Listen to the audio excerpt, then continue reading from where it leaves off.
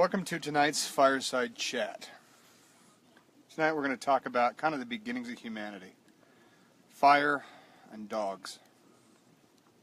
Well before the Egyptians, 50,000 BC roughly, there was a grave found in Mongolia and another one in China that showed a dog buried next to the owner with a bone in its mouth.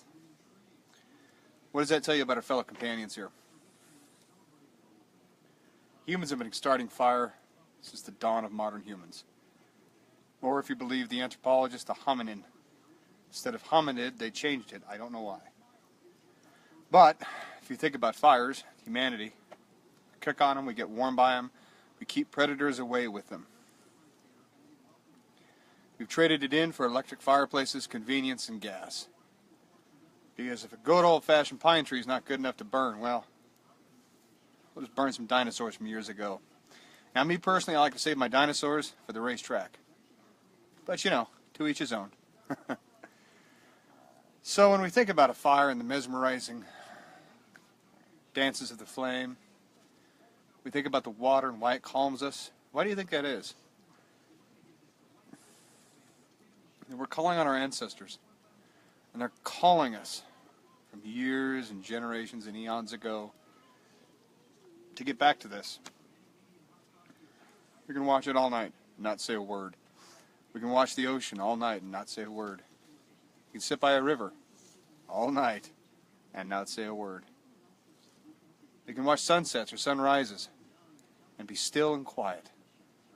We can hunt and not say a word. Why? The primal. It's how we live. It's who we are.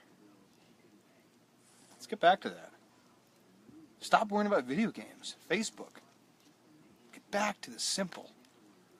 You know, I don't care if you have to take a week off and go to some secluded lake in the middle of nowhere and take a week and just sit. Just sit. Sit by the fire and cook your food on the fire every night. And sit. And start your fire the old-fashioned way. If you can't do it with a flint and steel, do it with one-match fire. Go back through all the steps of a fire.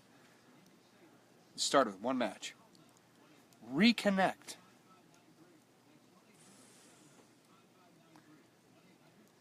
Become human again. One thing I've noticed, we're also losing our skills. You know, a young kid now can persevere in a video game, no problem. They can do all sorts of crazy fidgeting things and computers and etc. I work on computers all day long, have for years. That's not how we're supposed to be, is it? Wear many hats. We have 6 months left in the year.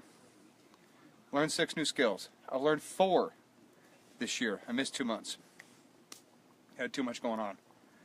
Next month, I think I'll learn guitar or harmonica. Can go either way. But this month was fire starting and from scratch. I've still got 2 more methods to go, the bow saw and the fire drill. I've done anything from one-match fires to splitting it and getting it all the way down to one so I can use a magnesium fire starter on wood only.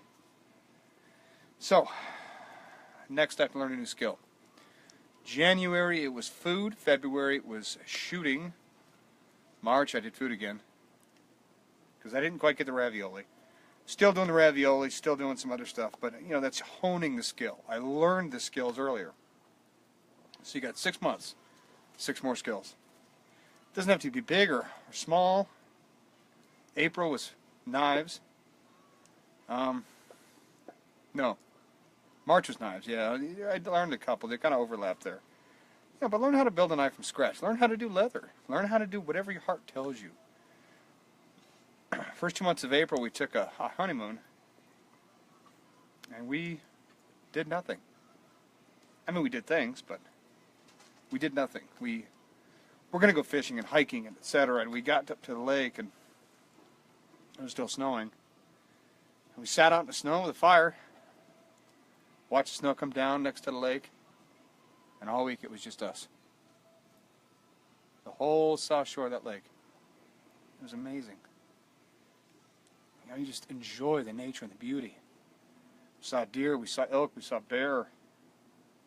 They didn't bug us. We didn't bug them.